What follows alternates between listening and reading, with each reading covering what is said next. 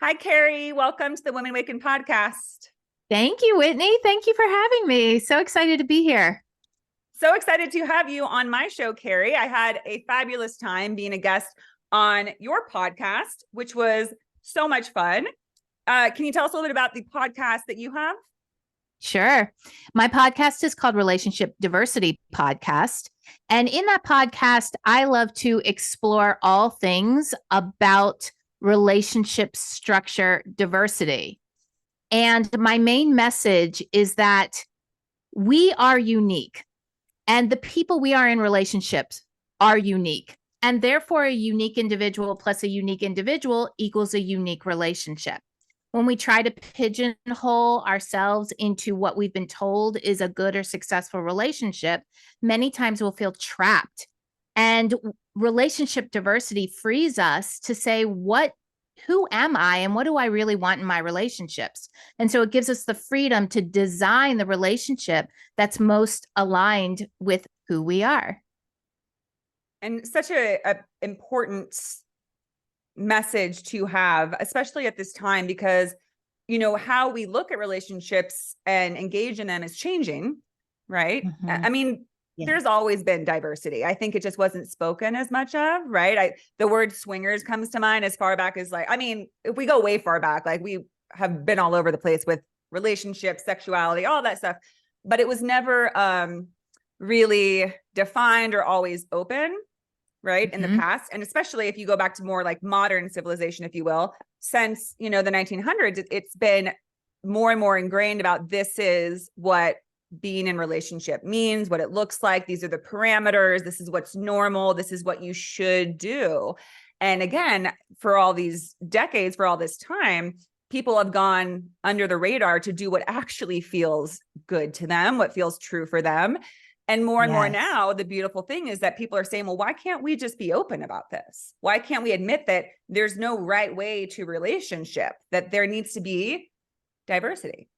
Yeah, there is a beautiful awakening happening. And I think that it's also tied to, our consciousness awakening is just this beautiful blossoming of living an authentic life and what that means. And that takes a lot of courage to question everything that we have been told, all of the programming that comes through movies, television, all the relationships around us. It takes a lot of courage to question, is that really what I think? Because it may be. And that's the beautiful thing. It may be, but it also may not be. And I do think that these things have been happening for the entire history.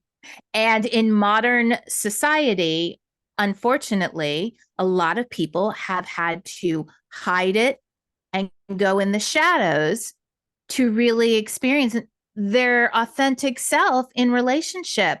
They're shamed by it being the wrong way or bad. And there is so much that is unknown when we don't understand a lifestyle. If we don't understand it, we make a whole bunch of assumptions. And so what I love seeing is this kind of unfolding that's happening specifically in relationship diversity that is coming into the light.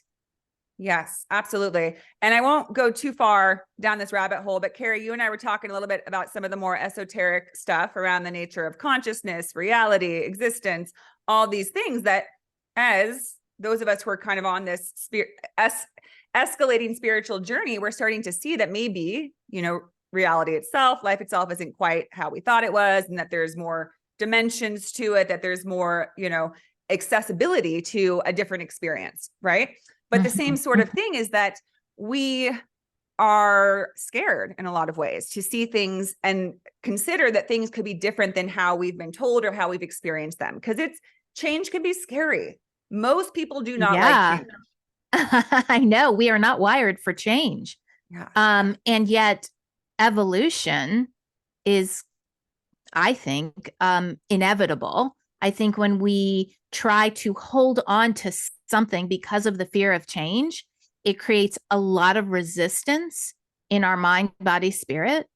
And that results, I'm saying in relationships specifically, it results in affairs, hiding, things that are not in the highest good for ourselves or the people we're in relationship, the people we care about, but it's that resistance to change and evolution. I think that was one of kind of my biggest growth moments, was to embrace evolution, embrace my personal evolution, embrace and just accept that things shift and evolve and change, that is just normal. And it's like going on a roller coaster and the roller coaster moving and you're holding on and bracing. You finish that ride and you're just like, oh my God, my whole body's sore. I feel sick. But it's the release into it and the journey of this evolution and just the like release into the knowledge that that is life. Life shifts and changes.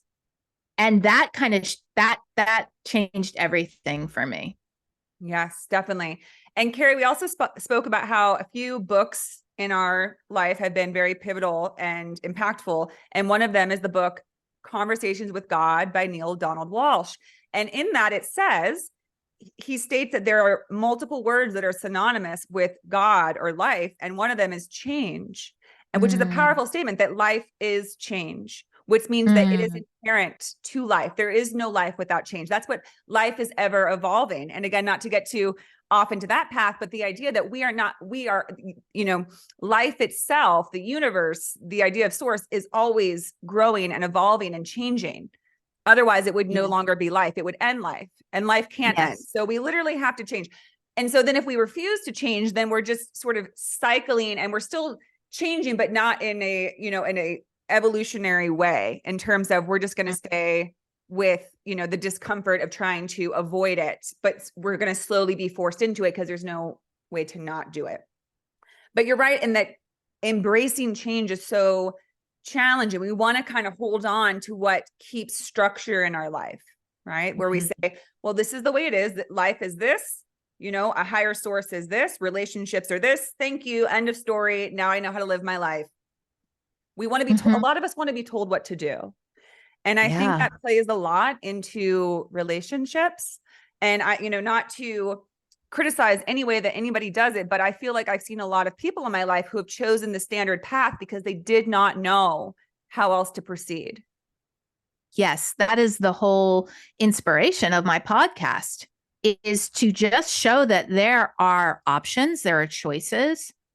And I end all of my podcasts with stay curious, because sitting in that space of curiosity creates a place to question with inquisitiveness. And when we go into our lives with inquisitiveness, it brings a little bit more play to it instead of fear. There's going to be fear for sure. But I think about, I'm 53 years old. So I think about if I were to have stayed the same in my 20s, I would be in a very different place. And I think that I would not feel as fulfilled and happy and joyous. And people ask me, people say a lot of the times, like, you don't look 53. And I say, well, it's just because I was just thinking, you do not. Thank you.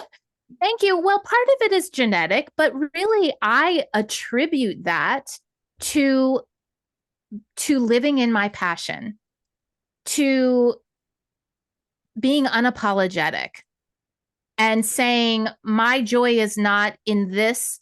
Really, like, I worked for a show called Blue Man Group for 12 years. It was it was amazing. And it was really steady. And I had a steady paycheck going in. And for everyone's outside eyes, it was like, why would you ever leave that job? It's the best job. But I evolved out of it. And I wanted to look at different interests and explore. So I went into the healing arts. And that was like, again, bringing my joy into my life. My joy wasn't at that job, as great as it looked to everyone outside. And I had a steady paycheck and health insurance and all of that. I noticed that I wasn't living in joy. And luckily, I was very encouraged as a child to follow my passions and to make those decisions, as scary as they are, to go towards my passions instead of staying in something that wasn't bringing me joy. Yeah, definitely. And if only more people could be open to that. And I think that that's one of the greatest tragedies for humankind, is that we have these such strong beliefs that we have to do certain things, that we can't live on unapologetically and say, you know what, I don't really want this job anymore, and I want to recreate my life and do it totally differently. A lot of people do, more and more, and it's fantastic. Yet many more do not. Right? Many people still live very beholden to what they think they have to do, which unfortunately has very little to do with joy. You spoke of you look beautiful and gorgeous and radiant at your age, which 53 isn't even old. Like, let's be real. Like, that's very young. No. Scheme of things nowadays, you know, it just, anyways, but people don't think about joy. They don't think about, well, what if you, because I'm a therapist, right? So when I talk to people about what's most important in your life, what do you focus on? Well, I have to, you know, make sure I have my finances in order. I have to make sure that I, you know, take care of my family, that I, you know, I have to make sure I'm healthy. And joy is nowhere on that list. And it's kind of mind-boggling, that because I personally believe that the whole purpose we're here is for joy. That's why our soul came. Again, a great excerpt from Conversations with God is that this experience of joy is literally your soul. That's your soul kind of shining through you, being like, yes, I'm being expressed now. I'm not in the background. I mean, when you experience joy, it's literally that emphasis of your soul, universal energy coming through. But we don't do it. And people will say that it's selfish, right? Which kind of ties back into the relationship thing, is that a lot of, you know, sort of alternative views of dating, people say, well, that's just greedy. That's just selfish. That's not, you know, people only do those alternative ways of dating when they can't just be traditional and, you know, to be with just one person or whatever it is, right? The more standard dating route. And those to me are, I don't want to discount anyone's feelings or beliefs, but I'm curious about what's keeping those people from looking at other ways of doing things and looking at, well, why can't joy be a priority? Why can't we live life for joy rather than kind of live as martyrs who feel like we have to always be sacrificial in the way we live our lives? There is so much programming of life is a struggle. Life is hard. I grew up, as much as my mother honored what I wanted to do and encouraged it, her motto was life is hard. Not motto, but one of her really fundamental beliefs. She said it a lot. Life is hard. I'm so sorry it's so challenging for you.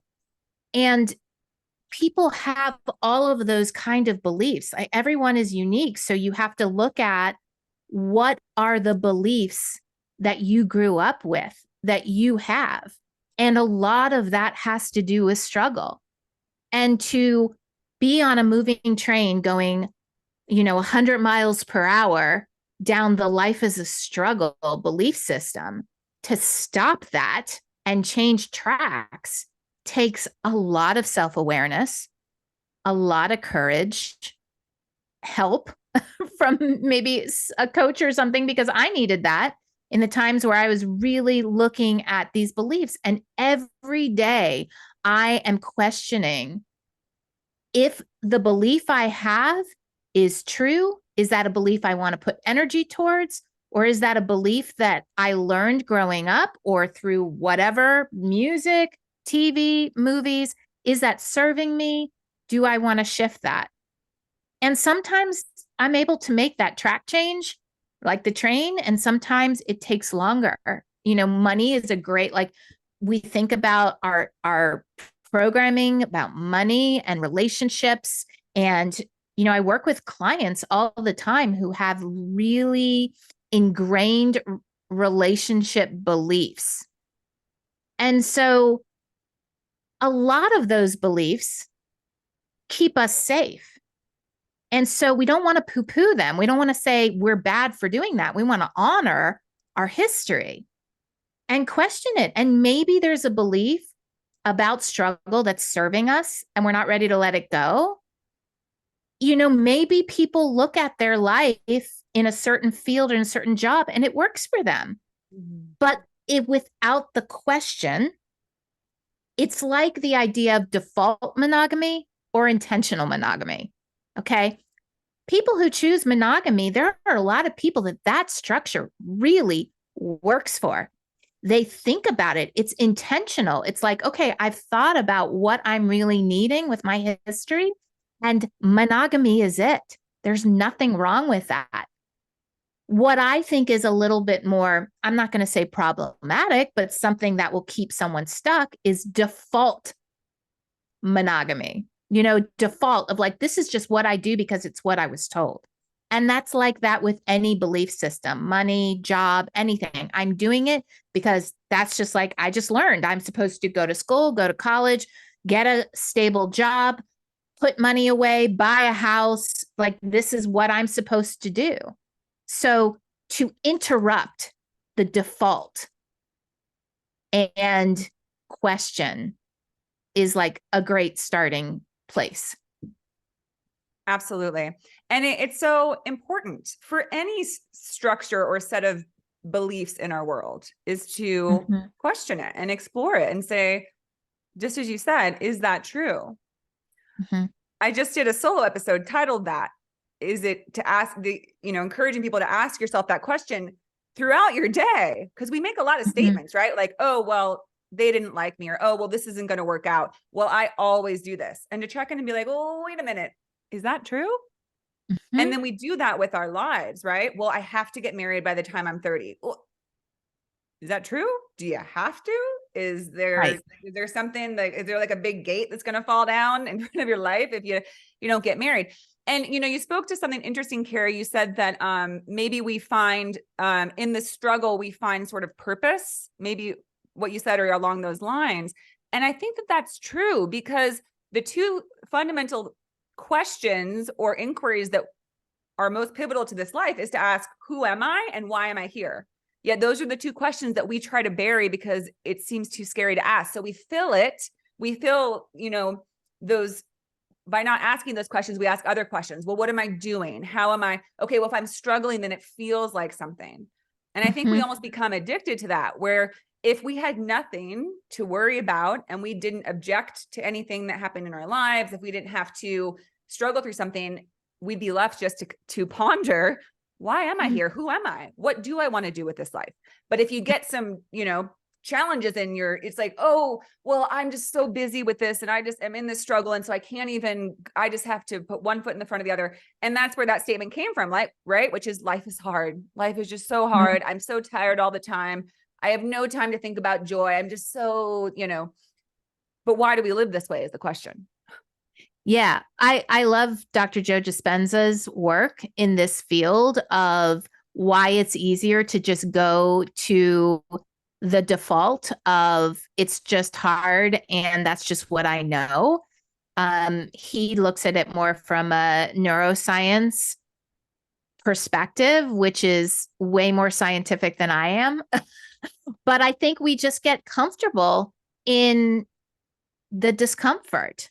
Yes. And we are also programmed to believe our life is better and more worthy with the amount of struggle that we've had.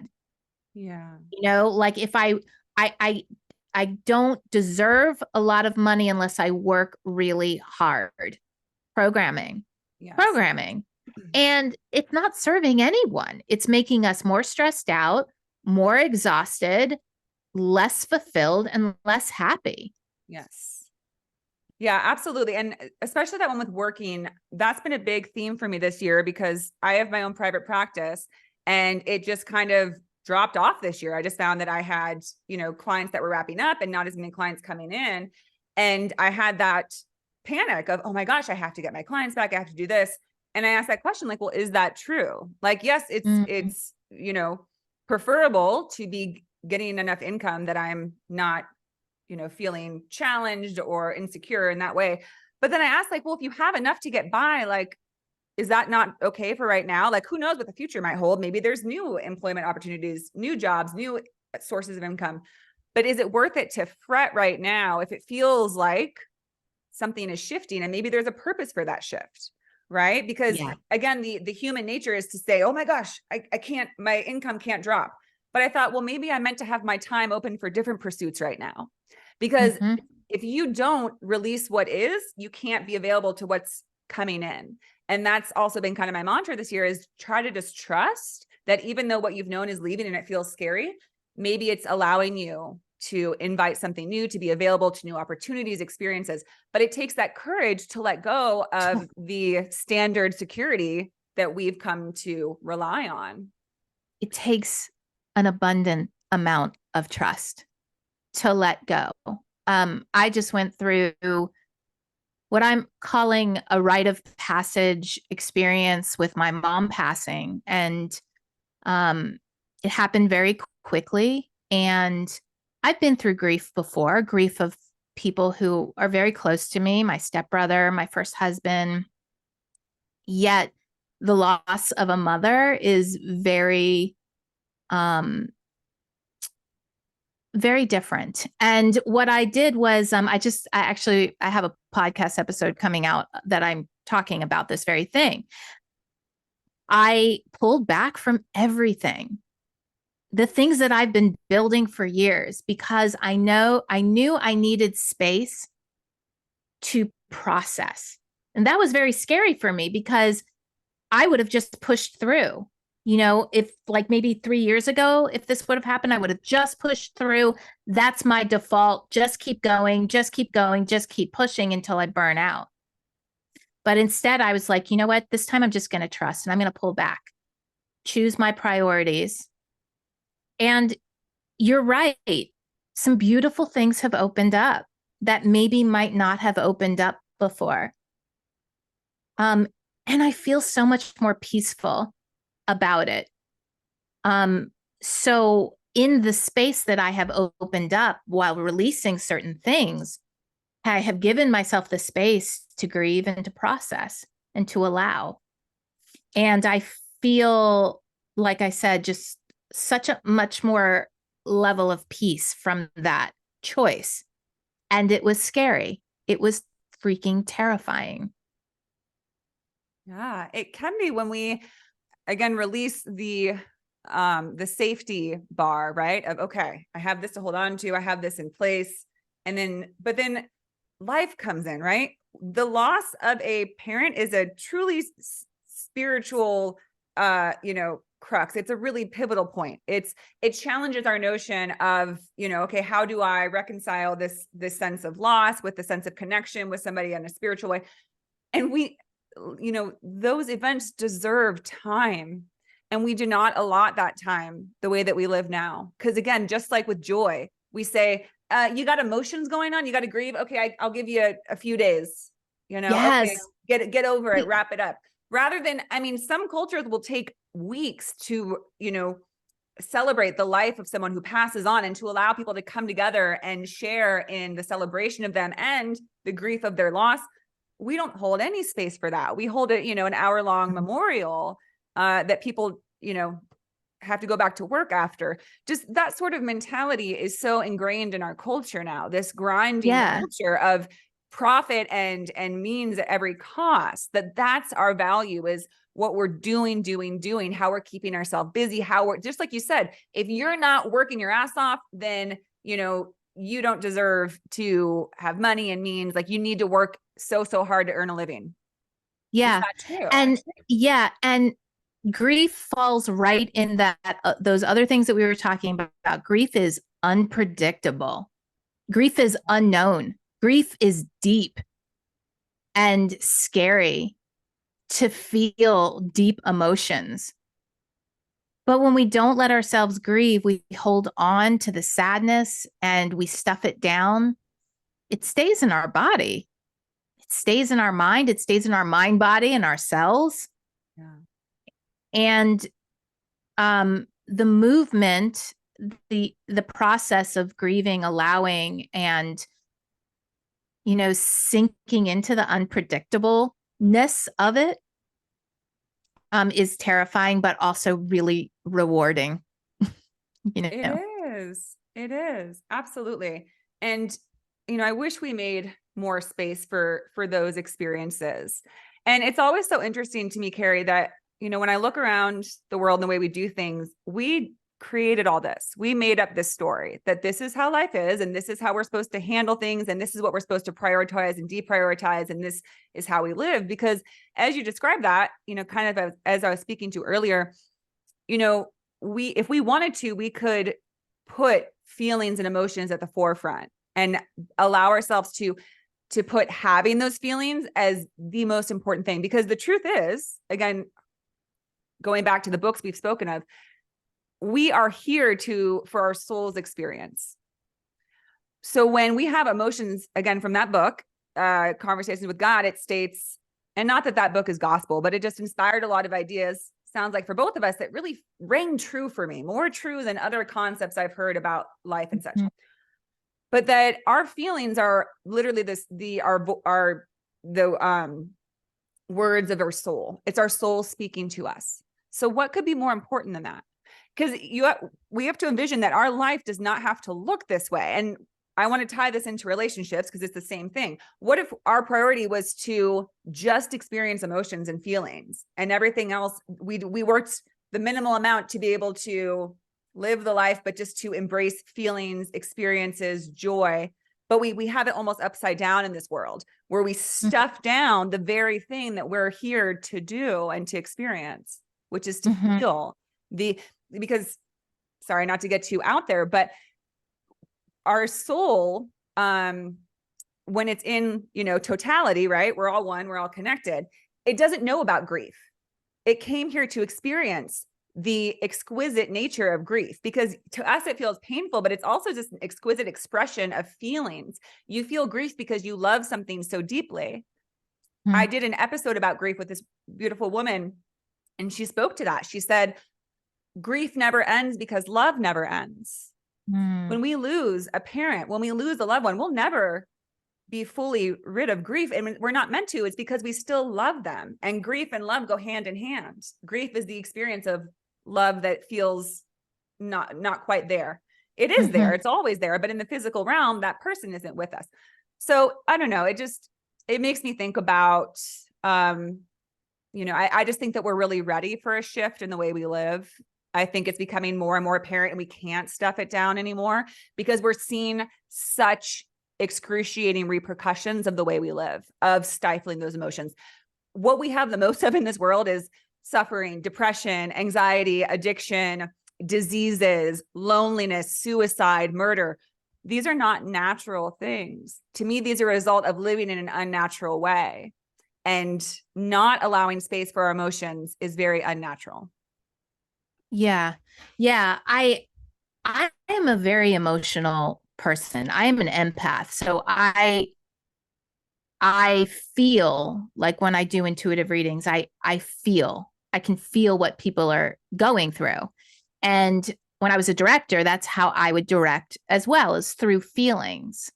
And through kind of entraining my energy or my emotions with that of the character to understand kind of the arc that they go through.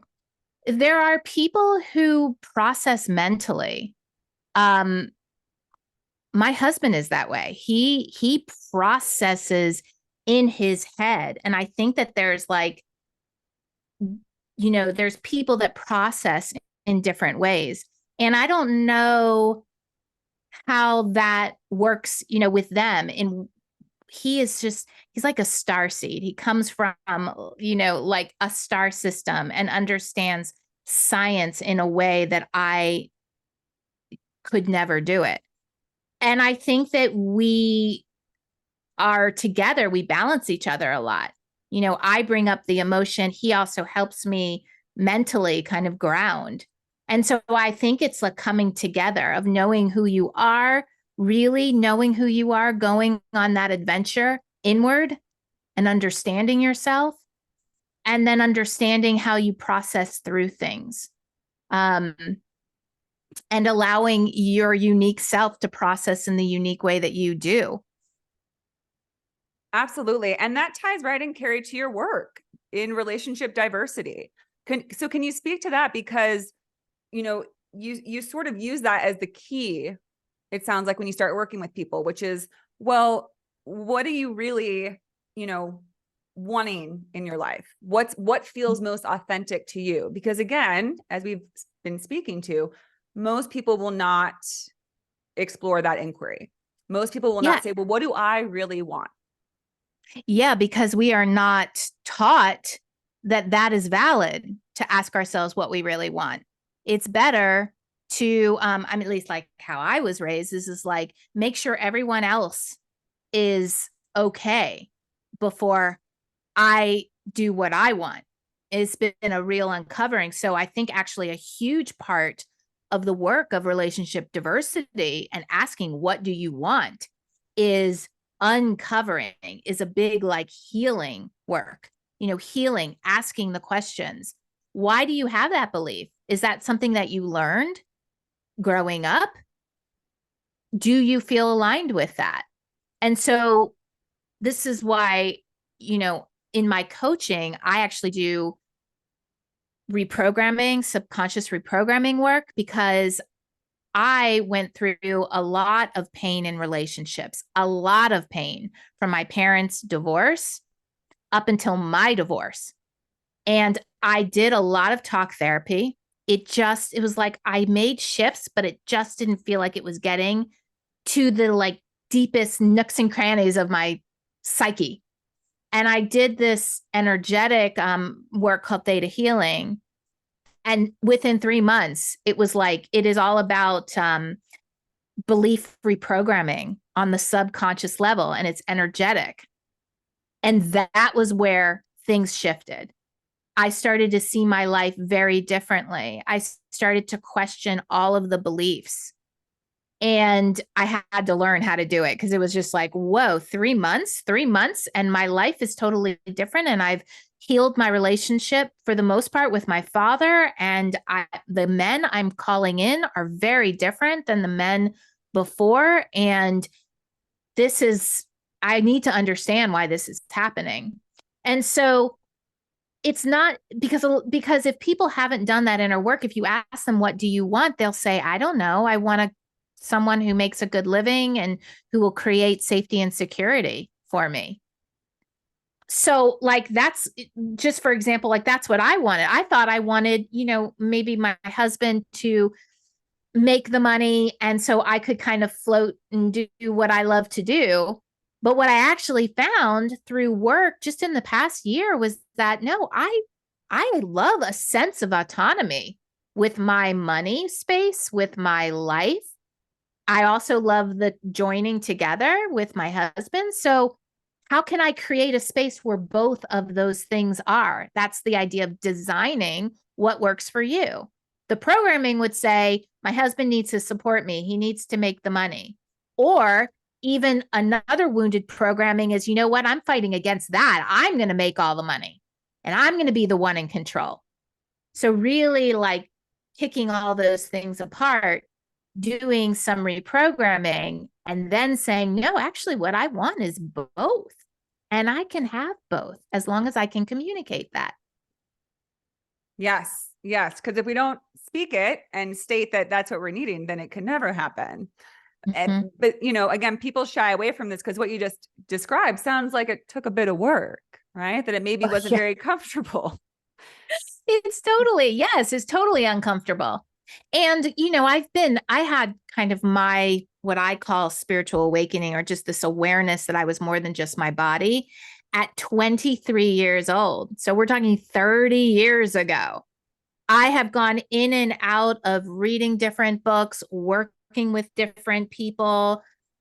And still, I'm working with someone tomorrow. Like, still, there's times where it's like, you know what? I can do a lot of work on my own. And there are just moments where I need to get some outside perspective. I care about myself and I love myself enough to do that work. And I also see, because I have 2 children, that the times that I do my own inner work and heal is less I'm going to be passing down to my children that they will need to heal.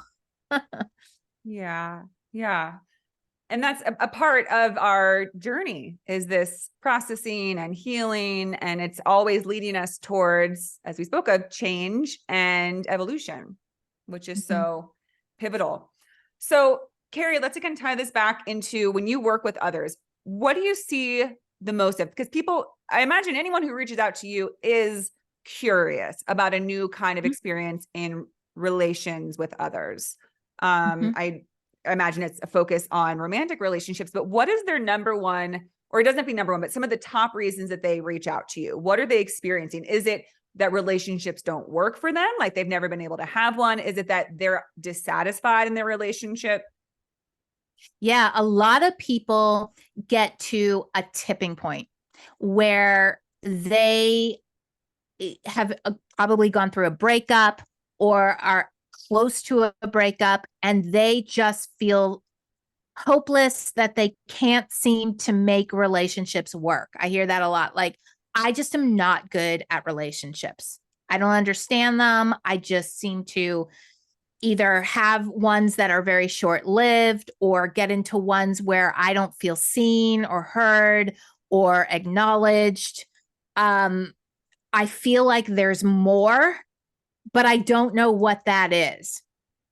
So those are a lot of the things that I hear. And again, a lot of that has to do with deep programs about self-worth. I'm not worthy. I'm not enough. I should just take what I can get. Who am I to want everything? Who am I to want my dream relationship? Is that even really possible?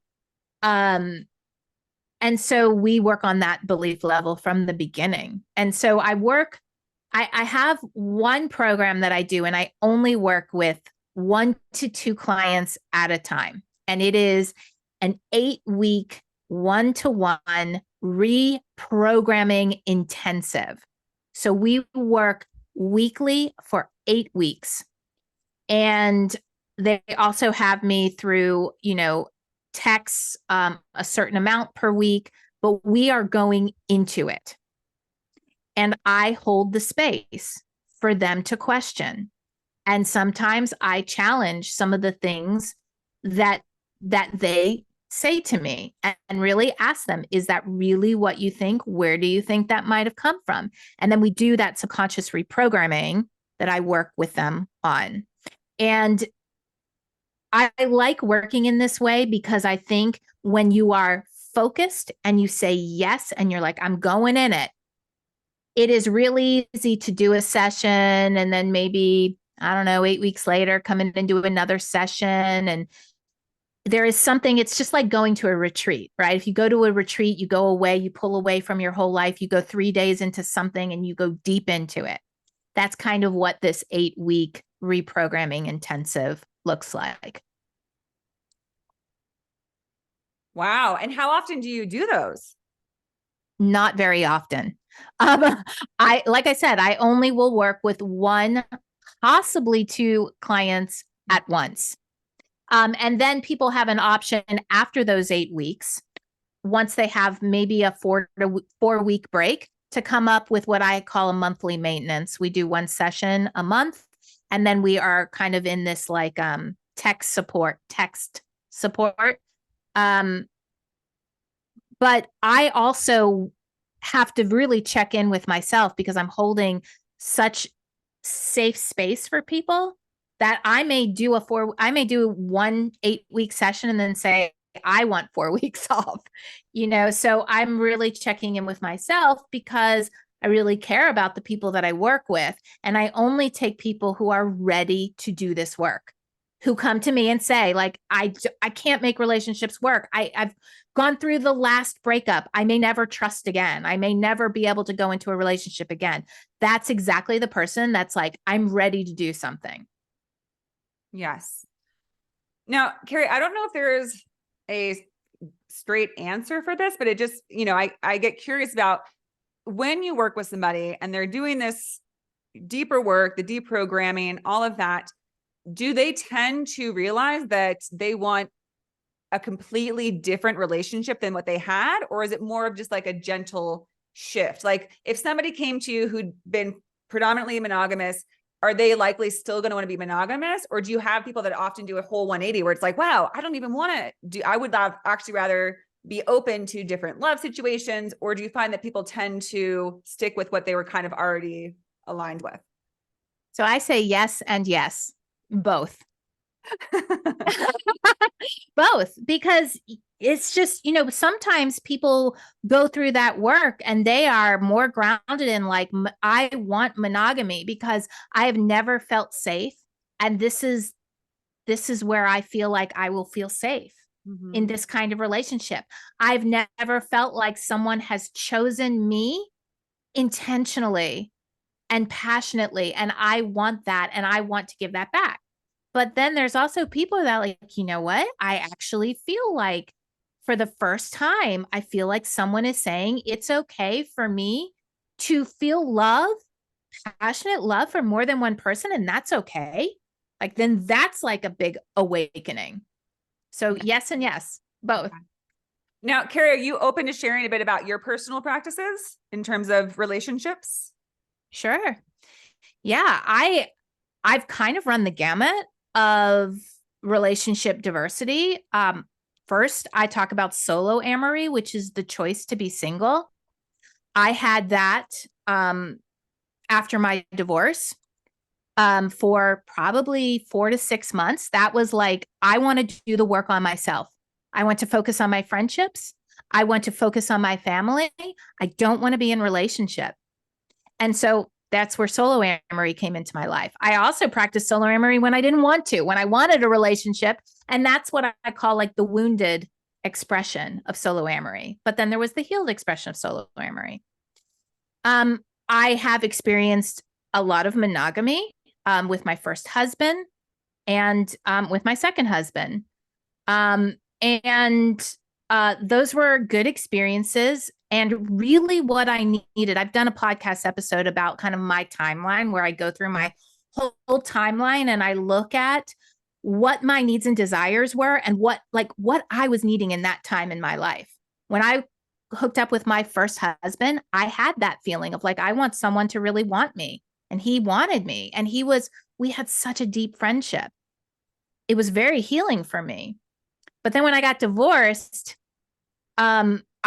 there was a rebelliousness. There was a rebelliousness within me that said, I need to figure out my relationship with my dad, and I need to come to a state of understanding. And now, having been through a marriage, I understand my father on a whole new level. So I got in a relationship with a man who had cheated on his wife for most of their marriage and was in his own spiritual awakening, going through a divorce.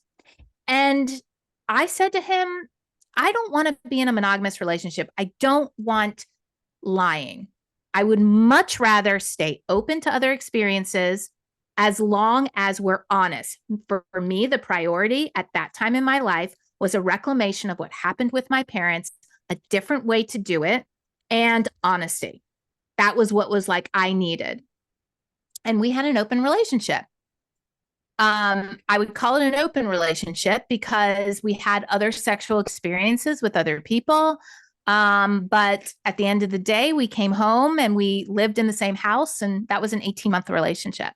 And then I met my current husband, and we, being our second marriage, we're kind of rule busters, and we like to just challenge the societal norms. And we hooked up saying like, we want to just do things our way. And we want to have the courage to do that. And that was one of our agreements. Do you agree to question things throughout our whole relationship and stretch? And we both said yes. And we went right into monogamy. And we went right into having children. And that was really important to us. It was really important to create a very safe, secure family environment. And we did that all the way up until the kids were in school. And at that point, we started talking about, well, what do we want to do? Do we want to stay in this? Is this working for us? And we both kind of got to the place of, I think we want to explore. And then a man walked into my life that I was not expecting. and kind of rocked my world. And what was such a reclamation was I didn't have to hide my feelings. I didn't have to keep them down. Once I understood them, I went to him, my husband, and went to him and talked to him before I did anything with this other guy. And after many conversations, we started to talk about it. And I started this relationship with this other man. This has been 3 years. And my husband also has met someone who he really, really likes to spend time with. And we're all kind of navigating this, all the times we keep pushing, like we keep pushing, we come to homeostasis. We keep pushing, we come to homeostasis. But I think overall it's incredibly fulfilling and really serving us in where we are in our life right now. Amazing. Now, Carrie, I'm going to ask you a few questions that I feel those of us who aren't very experienced in non-monogamy or haven't, like, or can't, I mean, I'm more, what'd you call it when someone chooses singledom? Solo amory. Solo amory. Yeah. I'm in that zone a little bit. I mean, if someone came along, I would be stoked. That was a good match. However, I've chosen that I won't be within anything other than a really beautiful, harmonious match. Right. So that's a bit of solo amory, right? Where you're like, yes, I'm not going to definitely be in a relation just for the sake of being in relation with somebody. It needs to be someone where we both bring enhancement to one another's lives. Definitely. And that's intentional solo amory. And there's a lot of stigma around that too. Oh yeah. Because you're not supposed to be over. I mean, really now, sometimes they even hear like, if you're over 25 and single, people are like, red flag, what's wrong with you? I'm like, good grief. I'm 37, almost 38. And I'm not saying that I don't have some red flags to me, but it doesn't mean that I don't have a loving relationship in my future. I know that I do. And also, I mean, yes, I have some red flags, but also part of the reason I'm single is because I've worked so much on myself and I've been in the process of healing. And just as you said, doing that deeper dive. So I still have my things, but I feel much more evolved than I was, say, 10 years ago. Whereas if I had gotten into a serious relationship 10 years ago and maybe gotten married, made it long-term, I don't know how that would have impacted my growth and where I would have been emotionally, reactively. I don't know that I would have done as well. And so that's something I hope for more of in the future, is that people open themselves to the idea that getting into a relationship later in life is not a sign of being, not good enough, of being the, what do they call now? They call it like the discards, or, the leftovers, the leftovers. Oh my God, that's blah. Yeah. And I find more and more women, like a lot of the women that I find on my podcast who are midlife and, sort of also came into a more spiritual career later in life, came into their most meaningful relationships into their 40s, into their 50s, and are so happy and so content. So when we can shift that stigma, I think that we will open ourselves to the possibility of having a more successful relationship. Yeah. So back to questions that I think people might want to hear. You described that you and your husband met and you both had the same intentions and focus at that time, which was, let's be monogamous, devoted to each other. Let's build that great foundation to have these kids, have a family. And then your interests developed and shifted and changed, as they do. But I think a lot of people would ask, well, when you started that relationship, did that change how your relationship with your husband? Did that create a distance between you? Did that change your dynamic in different ways? Well, yes, because I don't think that you can introduce another relationship without changing dynamics. And I really feel overall it has really served us, because I believe, and I look at relationships as reflections of what's going on with me, right? When I get triggered, it teaches me things that are unhealed within me, or just parts about myself. And having another person reflect things back to me, one, gives me the awareness that, oh, it's not my husband, it's me. Oh, I got to look deeper at me. But also, I am learning so much about myself in that other relationship that is really serving every relationship, and specifically the one with my husband. So, for example, when I was growing up and my parents were getting divorced, I would shut myself in my room and listen to music. I would disconnect. I didn't know how to deal with my emotions. Well, fast forward 40 years, and I realized that that's how I deal with stress, is to disconnect. Well, my other partner brought that to my attention. And then I got to really look at that. And so now if something comes up with my husband, I can say to myself, am I disconnecting? Am I trying to feel safe? And I can choose differently. And that is really serving our relationship because, relationships, I mean, my husband and I have been together almost 20 years.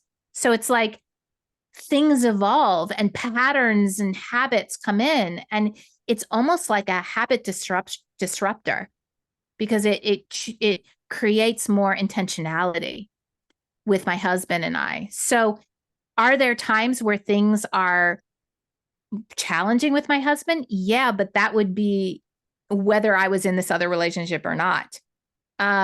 So yes, it has shifted it, but I believe overall, in a really good way.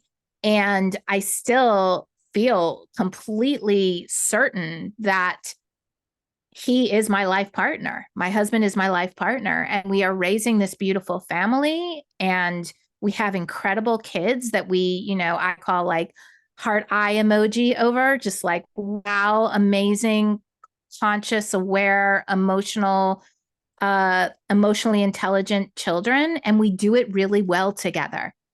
And our time with our other people is kind of like self-care. We talk about it as self-care. It's because we're so busy. So we like go for 24 hours and we just have self-care where we disconnect. We just like kind of be ourselves and rest and recuperate and enjoy the company. This is just how we do it. People do it in all different kinds of ways. So that's kind of a long answer to it. No, it's perfect. It's perfect. Thank you so much, Carrie, in general, for sharing your personal experience, because I think that's so valuable and illuminating for a lot of people who, again, are just maybe not very familiar with or can really comprehend how these things can work. Now, what's interesting about what you said is that it makes me think about when you and your husband decided to explore different relationships. It sounded like that was almost an evolutionary step in your relationship. Your relationship was developing, which is different than what I think most people think, is that when people decide that they want to see other people, it's a devolving a relationship. It's falling apart, right? And I will say, and I'm glad you brought that up, because I have seen that if there are problems in a relationship and you think that opening up your relationship is going to solve that, that is not the case. Usually those relationships break up.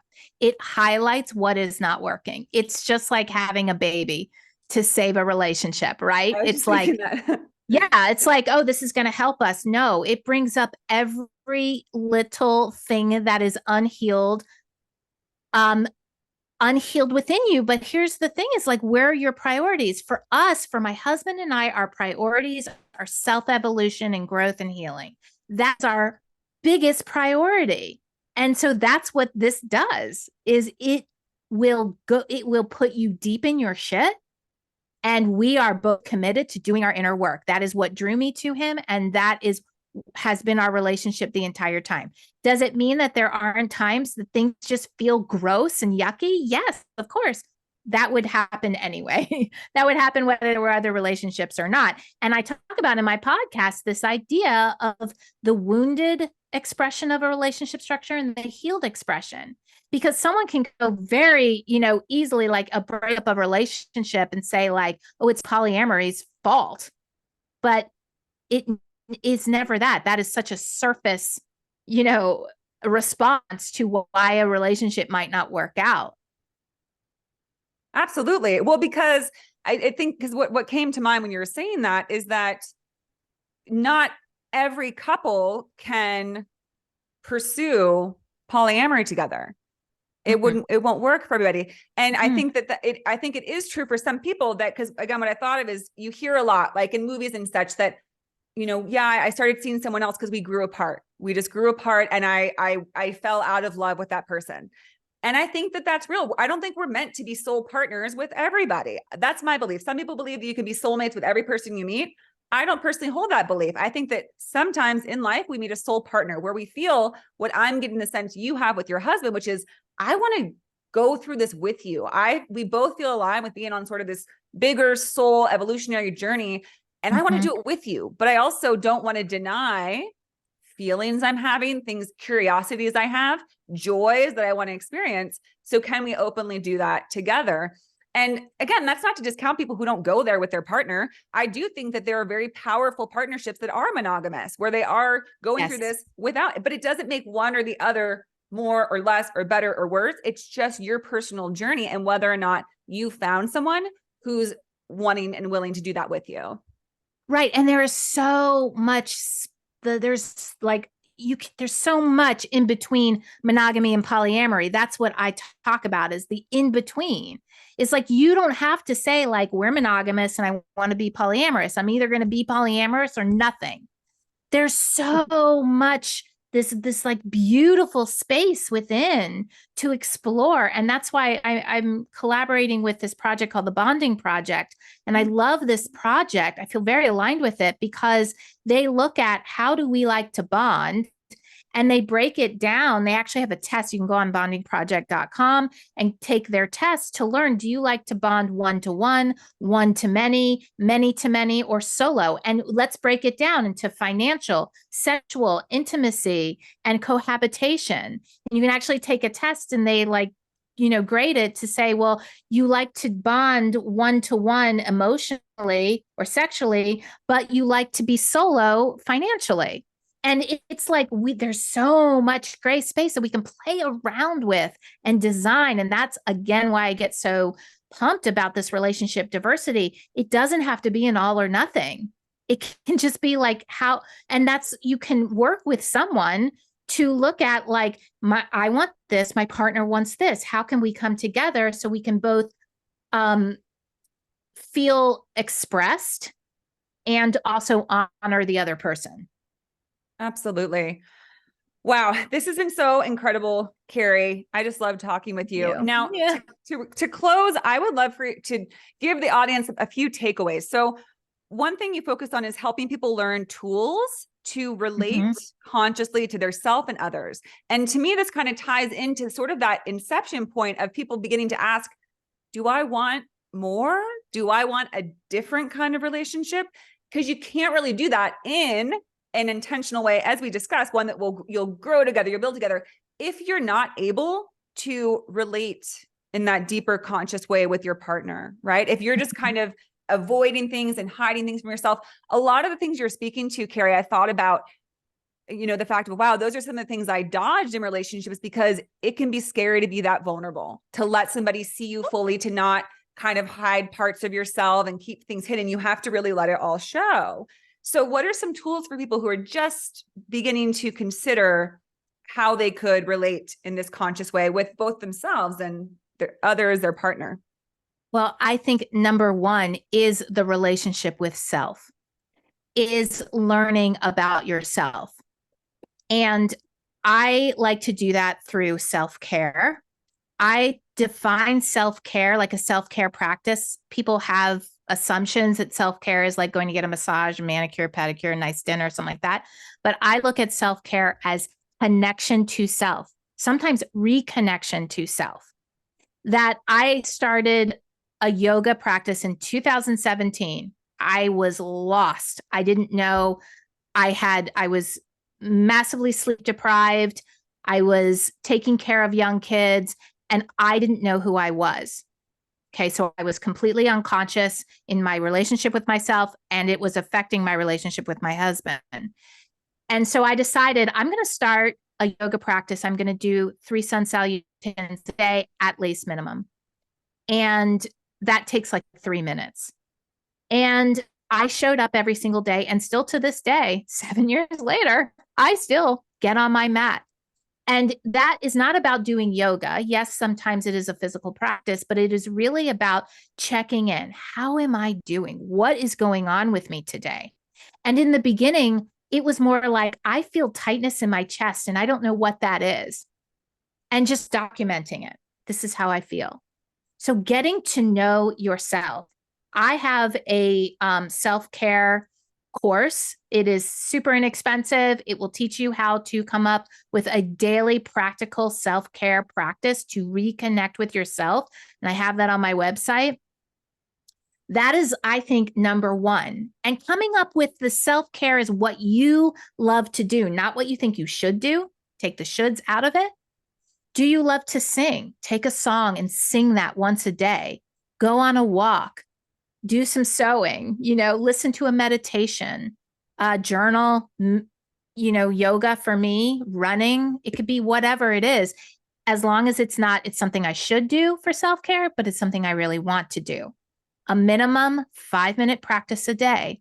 That connects you with yourself. That is like my number one start. Whenever I start working with people, I ask them to start self-care every day, and I have them documented. So I've been documenting it.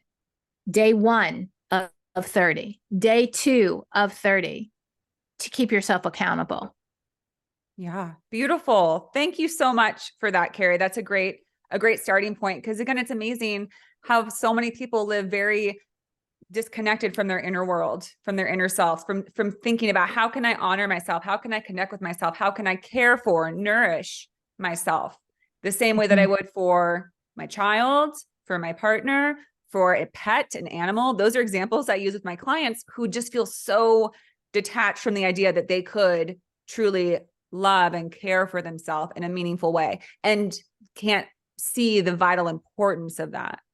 So important. I mean, you use like the example that everyone uses when you're on an airplane and the oxygen masks come down. If you don't put it on yourself first, you'll die, and so will the person next to you. So reframing self-care with the belief that I'm worth it. I am worth it. And if I don't love and connect with myself, I will not be able to do it in the most authentic way with another. I will get in people pleasing, in shoulds, in, obligations, which will create resentment as the years continue.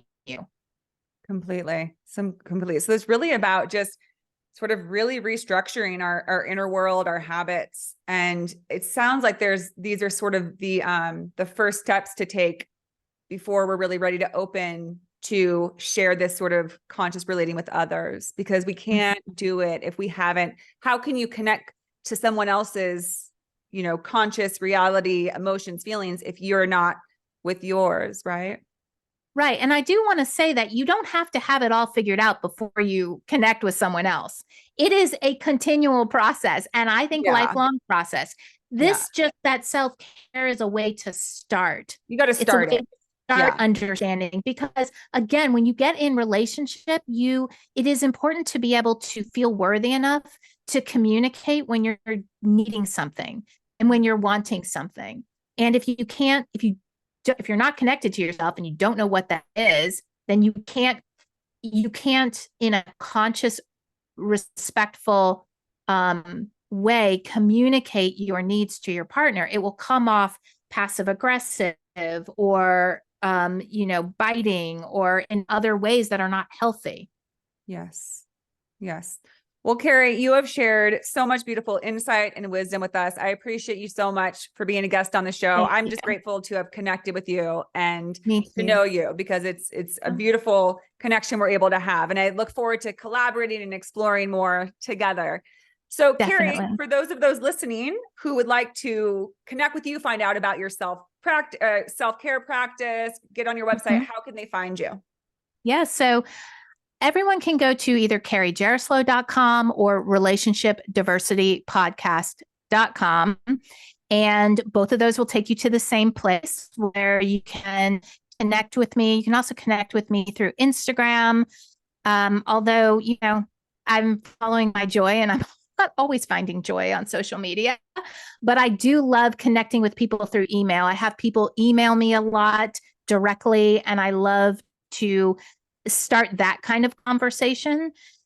So you can get to that through relationshipdiversitypodcast.com or carriejeroslow.com. Beautiful. Thank you again so much, Carrie. Have a wonderful day. Take care. Thank you. You too.